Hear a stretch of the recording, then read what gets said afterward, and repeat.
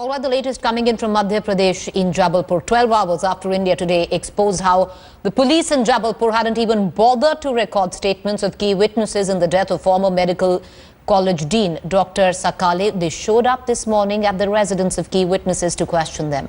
On Tuesday night, India Today exposed how statements of key witnesses had not even been recorded in Dr. Sakale's case 1 year after his mysterious death in 2014.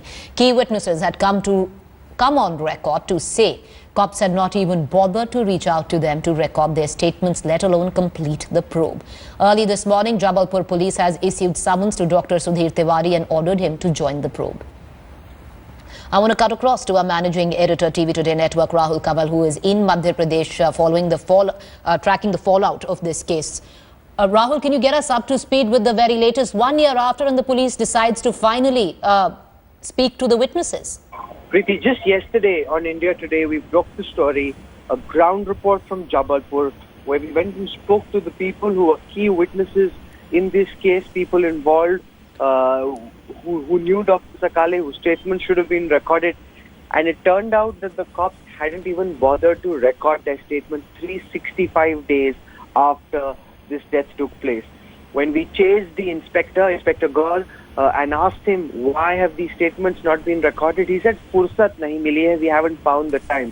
Well, they seem to have found the fursat and the time this morning, because early this morning summons have been issued to multiple witnesses to join in the investigation, and the cops showed up themselves at Dr. Sudhir Tiwari's residence this morning, asking him these questions. Now, the question is not that this is a big India Today impact. What this exposes really is the fact that this has been a completely farcical poll. 365 days after the incident, you would assume that the cops have made some headway. They are close to filing a charge sheet.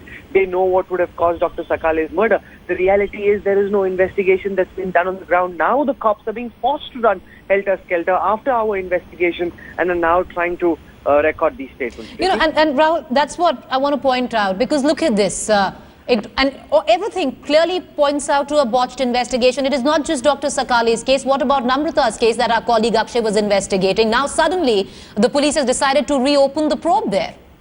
You know, that again is entirely an India Today investigation impact, because when we sent Kamlesh Sutar to Jhabua to take forward the investigation that Akshay had started on, at that time we didn't really know much about what the investigation status was. But as we began uncovering the different layers, what we saw shocked us. The original post-mortem report said that Namrata had been throttled, she had been strangulated, and she died because of lack of oxygen, and this happened violently. All of this is written down in the post-mortem report.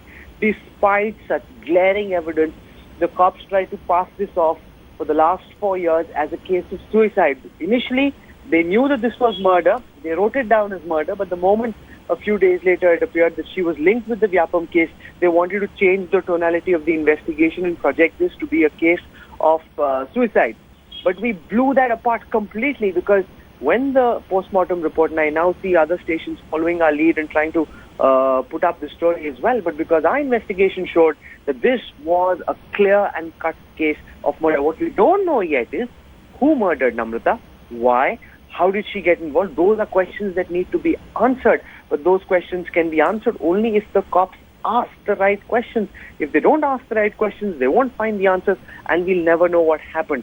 We're glad that we've been able to kickstart the process of investigations once again, which were dead and buried for the past several months. But let's see how seriously the cops take it. Is this just in response to our investigations? Will they actually sustain this? You know, you have to record statements, collect evidence, file a charge sheet, pursue it in court, prosecute those guys.